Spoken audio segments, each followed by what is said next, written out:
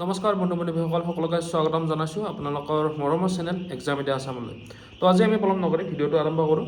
ভিডিঅ'টোত প্ৰথমতে মই আপোনালোকক প্ৰথম কথা কৈ দিওঁ যে আপোনালোকক মই বহুত দিন ধৰি ভিডিঅ' দিয়া নাই। মোটামুটি 3 মাহ মান ধৰি মই ভিডিঅ' আপোনালোকৰ সন্মুখত দিব পৰা নাই বা প্ৰস্তুত কৰিব পৰা নাই। তো ইয়াৰ মূলতে কাৰণটো হ'ল আপোনালোকে হয়তো জানে যে মই এইবাৰ টেট কাম ৰিক্ৰুটমেণ্ট যিটো এক্সাম পাতিছিল graduate teacher, post graduate teacher, তাত মই মোৰ জীৱনৰ দ্বিতীয়টো চৰকাৰী চাকৰি হিচাপে মই গ্ৰেজুৱেট টিচাৰ ছায়েন্সটোত মই পালোঁ। আৰু পাই মই ইয়াতে পষ্টিং হ'ল মোৰ গোলাঘাট ডিষ্ট্ৰিক্টৰ ইষ্ট ব্লক ফালে। তো ইয়াৰ ইফালে মই জইন কৰিলোঁ, জইন কৰি এতিয়া চাকৰি কৰি আছোঁ। তো আজি মোটামুটি হ'ল 1.5 মাহ মানে হ'ল চাগে মই জইন কৰা। তো আগতে মই মোৰ গৃহ জিলা বজালীত মোৰ চাকৰি আছিল। তো তাৰপিছত মই এইটো ৰিজাইন দিলোঁ। ৰিজাইন দিয়াৰ পিছত এইখন মই এপইণ্টমেণ্ট পালোঁ। পাই মই গোলাঘাট ডিষ্ট্ৰিক্ট প্ৰথম অৱস্থাত চক খাই গ'লোঁ, মানে ইমান দূৰ, মানে আগতে মই ঘৰৰ ওচৰত আছিলোঁ, এতিয়া ইমান দূৰত পালোঁ। কিন্তু এটা কথা ভাবিব লাগে যে মোৰ এই চাকৰি এটা ইণ্টাৰভিউ মানে এপ্লাই কৰাৰ সময়ত ইমান কেণ্ডিডেট থাকে, তাৰ মাজৰ পৰা বাছি কেনে কেণ্ডিডেটবিলাক পাই যায় মেৰিট বেচিছত, on the basis of merit এইখিনি ষ্টুডেণ্ট পাই যায়। তো য'তেই নিদিয়ক কিয়, এইখনতো অসমেই হয়, গতিকে লাকি বুলি ভাবি বা প্ৰাউড ফিল কৰি মই এই চাকৰিটোত আকৌ জইন কৰিছোঁ। আৰু তেনেদৰে মানে আমাৰ যিখিনি নাৰ্ভাছনেছ বা ডিপ্ৰেশ্যন সেইখিনিও টোটেলি আউট হৈ যায়, কাৰণ চাকৰিটো কৰিব লাগিব য'তে হোৱাটো, কাৰণ চৰকাৰে এটা দৰমহা দি আছে। গতিকে আমাৰ দায়িত্বটো, যিটো দায়িত্ব শিক্ষক হিচাপে এখন স্কুলত ল'ৰা ছোৱালীক উচিত শিক্ষা দিয়া, উচিত যিখিনি নলেজ বা যিখিনি আচাৰ আচৰণ ব্যৱহাৰ এইখিনি তেওঁলোকক দেখুওৱা, আগবঢ়াই নিয়াত আমাৰ শিক্ষক হিচাপে এজন দায়িত্ব থাকে, গুৰু দায়িত্ব থাকে। তো সেইবাবে যিহেতু পষ্টিং হৈছে, গতিকে সেইখিনি কাম নিয়াৰিকৈ মই কৰি যাবলৈ চেষ্টা কৰিছোঁ। তাৰ ফলাফল মই পৰৱৰ্তী ৰিজাল্টত আমি গম পাম যে ক্লাছৰ কি ৰিজাল্ট হয়, মানে স্কুলৰ কি ৰিজাল্ট হয়, তাৰ ওপৰত গম পোৱা যাব। কাৰণ এতিয়া আহিছোঁ নতুনকৈ, ইমানখিনি মোৰ অভিজ্ঞতা নাই। যিখিনি আমাৰ জ্যেষ্ঠ শিক্ষকসকল, তেওঁলোকৰ পৰা আশীৰ্বাদ, মৰম, উপদেশ সেইবিলাক সকলো লৈ আগবাঢ়ি গৈ আছোঁ। আৰু মোৰ যিখিনি ষ্টাফ আছে, সম্পূৰ্ণ গোটেইখিনি ষ্টাফেই ধুনীয়া আৰু মানে কোঅপাৰেটিভ। নিজৰ ল'ৰাৰ নিচিনা যিসকল মোৰ দেউতাৰ বয়সৰ মানুহ মানে শিক্ষক আছে, তেওঁলোক মানে নিজৰ ল'ৰাৰ নিচিনা ভাবি মৰম কৰে, বা বহুত দূৰৰ পৰা আহিছোঁ কাৰণে তেওঁলোকে বহুতখিনি আমাক আঁকোৱালিও লৈছে। আৰু লগতে যিখিনি কৰিব লাগে বা যিখিনি কৰিব নালাগে তাক উপদেশ বা পৰামৰ্শ দি কিনে আমাক সদায় এটা যাতে শুদ্ধ পথত মানে উচিত চিন্তাধাৰা লৈ থাকোঁ, তো তাৰ কথা আমাক প্ৰত্যেকটা ষ্টেপতে আমাক তেওঁলোকে সহায় কৰি আছে। আৰু এইখিনি পাই আমি ধন্যবাদ দিম, কাৰণ গোলাঘাট জিলাৰ যিখিনি শিক্ষক সন্থা আছে, মানে শিক্ষক যিখিনি কৰ্মচাৰী সন্থা আছে, এইটো ধন্যবাদ দিব লাগিব, কাৰণ তেওঁলোকৰ পৰা যথেষ্ট আমি ছাপোৰ্ট পাইছোঁ।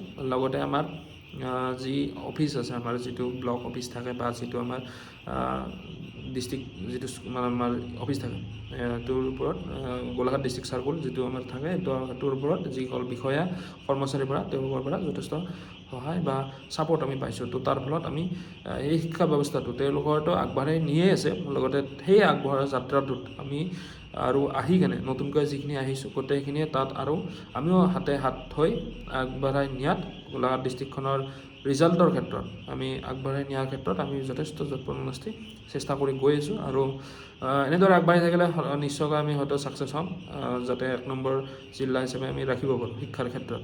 তো তেনেদৰে আমি সদায় আগবাঢ়ি চেষ্টা কৰাৰ ক্ষেত্ৰত চেষ্টা কৰিম যিমান দিন আছোঁ। এতিয়া কথাটো হ'ল যে মই ভিডিঅ' কিয় দিয়া নাই, এইটো ছেকেণ্ড টপিক। ভিডিঅ' নিদিয়াৰ কাৰণটো হ'ল, ক'লোৱে মই প্ৰায় 441 কিলোমিটাৰ দূৰত্বত মই আছোঁ বৰ্তমান ঘৰৰ পৰা।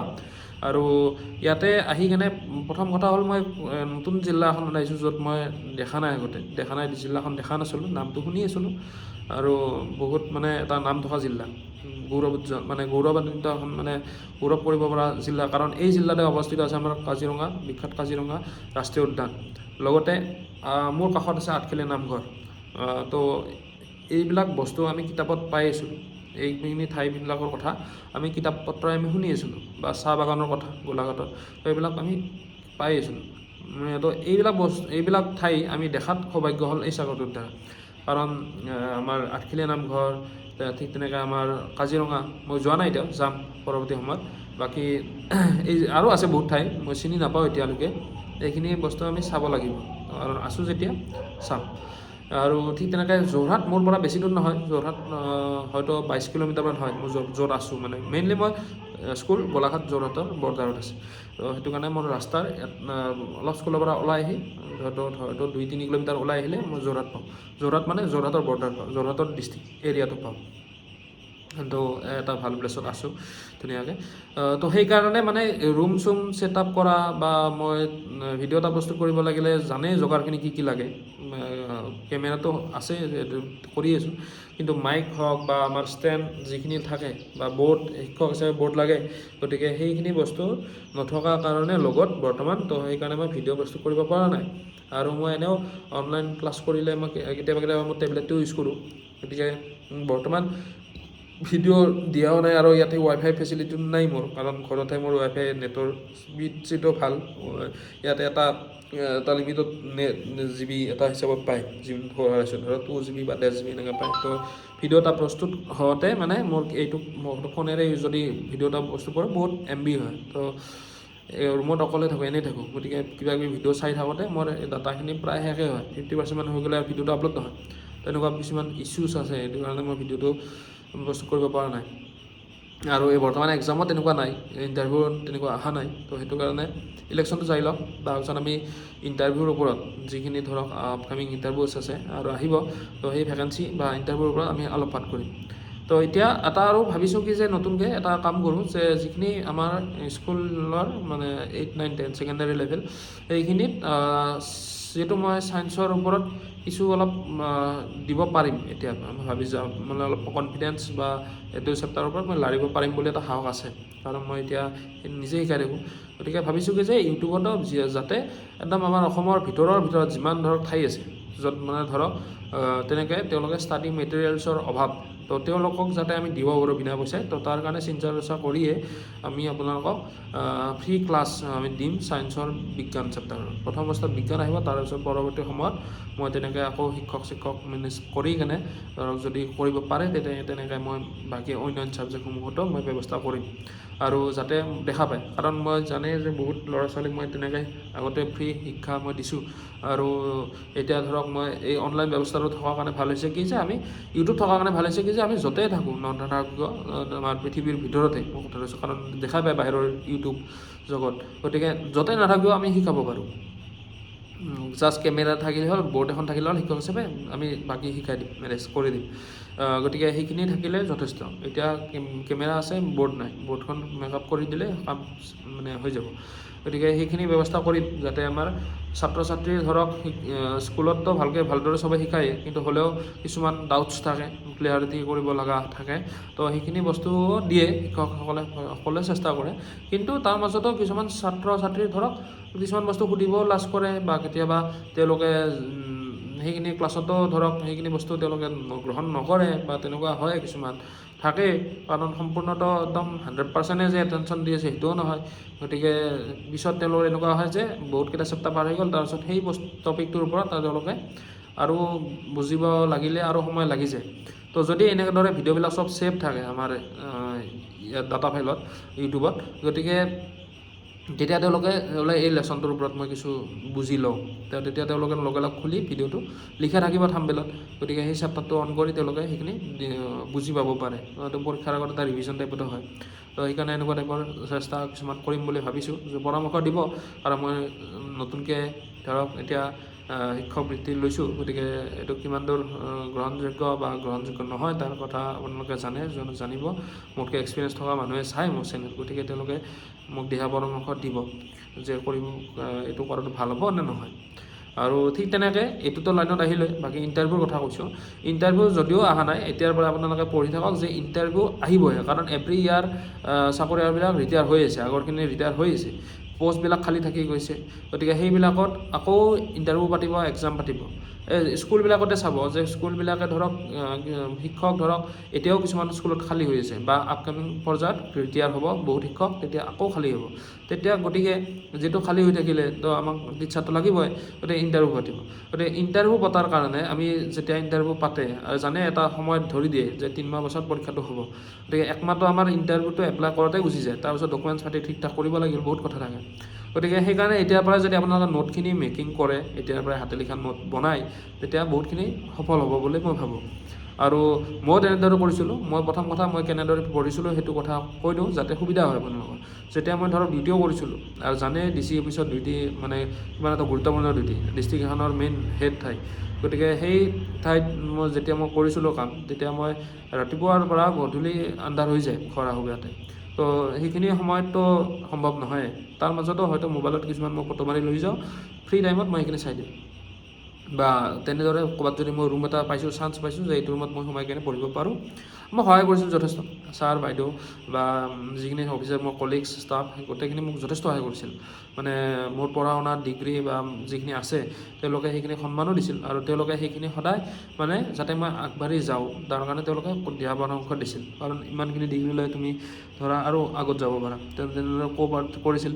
আৰু মোক শিকাইছিলোঁ, মই এতিয়া নাম ল'ব লাগিব তেনেদৰে আমাৰ দণ্ডাধীশ sir, magistrate assistant commissioner sir, তেওঁ হয় নামটো ক'লে হয়তো তেওঁ বেয়া পাবও পাৰে, গতিকে নামটো নকওঁ বাৰু, যি নহওক তেওঁ মোক বহুতখিনি সহায় কৰিছিল। মানে ধৰক মোক তেওঁ ৰাতি ধৰক মোক যেতিয়া তেওঁ ৰুমত অকলে থাকে, তো সেইখিনি সময়ত তেওঁ যিহেতু ফ্ৰীয়ে থাকে, আৰু যিহেতু এজন বিষয়া ACS বিষয়া, তো তেওঁ পঢ়া পাতিৰ ক্ষেত্ৰত তেওঁ কিমান চিৰিয়াছটো আপুনি ভাবক নিজে।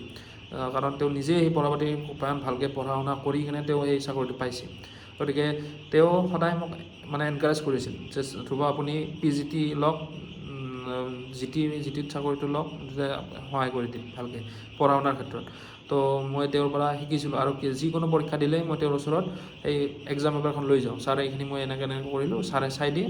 আৰু ছাৰৰ ইমান এটা বস্তু ভাল লাগে কি যে ছাৰে মই কুৱেশ্যনটো কৈ দিলে ছাৰে কিতাপৰ কোনখন কিতাপৰ কোনটো পেজ নাম্বাৰ সেই কুৱেশ্যনটোৰ মানে সেই টপিকটো আছে ডাইৰেক্ট কৈ দিয়ে। মানে ইমানখিনি মানে ছাৰৰ সেই সন্মান কৰোঁ মানে সেইটো যিটো মানে এতিয়াও সেইখিনি তেওঁৰ মোটামুটি ধৰক 4-5 বছৰ হৈ গ'ল এই ACS হোৱা।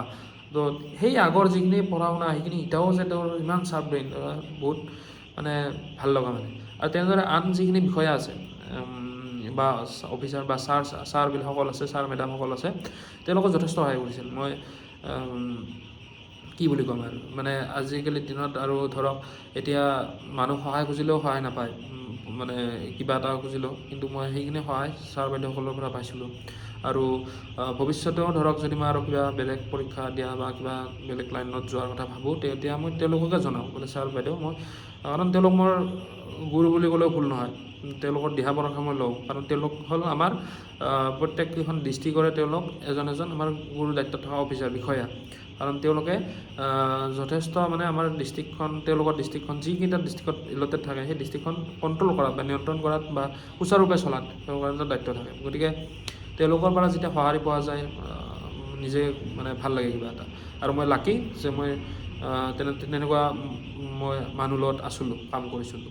এতিয়া কিবা দিহা পৰামৰ্শ লাগিলে বোলে ছাৰ বাইদেউ মই এইটো এনেকুৱা ষ্টেপত মই আৰু আগবাঢ়িব খোজোঁ বা এনেদৰে পঢ়িব খোজোঁ, তেতিয়া ধুনীয়াকৈ কৈ দিয়ে যে যেতিয়া তোমাৰ ফোন কৰিব ইচ্ছা বা মেছেজ কৰি কিবা এটা ডাউট ক্লিয়াৰ কৰাৰ ইচ্ছা, ডাইৰেক্ট কৈ দিবা, আমি সহায় কৰিম।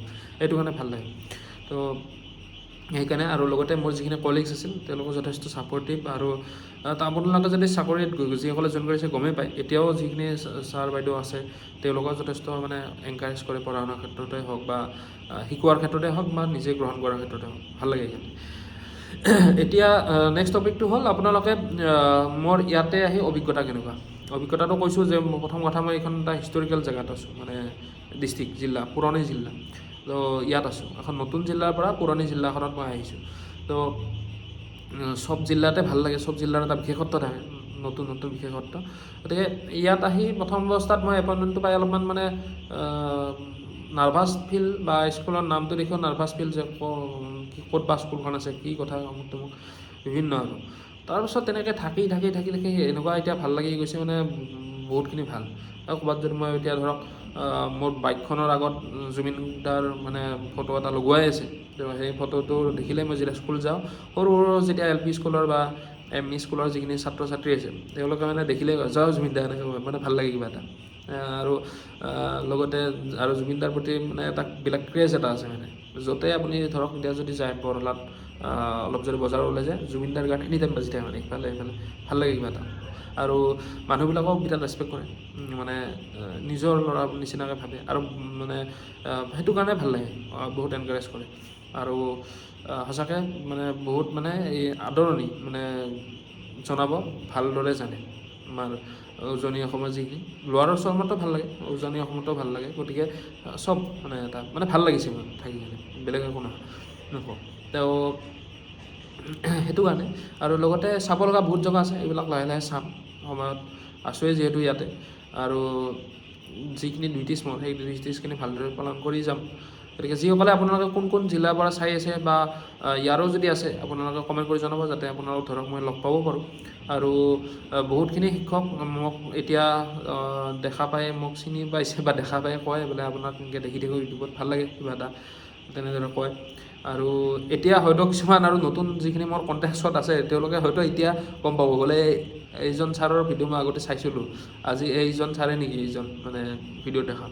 তেনেদৰে বহুত শিক্ষকৰ মোৰ তাতে কণ্টেক্ট নাম্বাৰ আছে, গতিকে তেওঁলোক এতিয়া হোৱাটছআপ ষ্টেটাছ ক'ৰবাত মই লগালে তেওঁলোকে গম পাব বুলি। সেইকাৰণে মই এডভান্সলি আপোনালোকক ধন্যবাদ জনাইছোঁ আৰু শুভেচ্ছা জনাইছোঁ মোৰ এই ইউটিউব জগতত।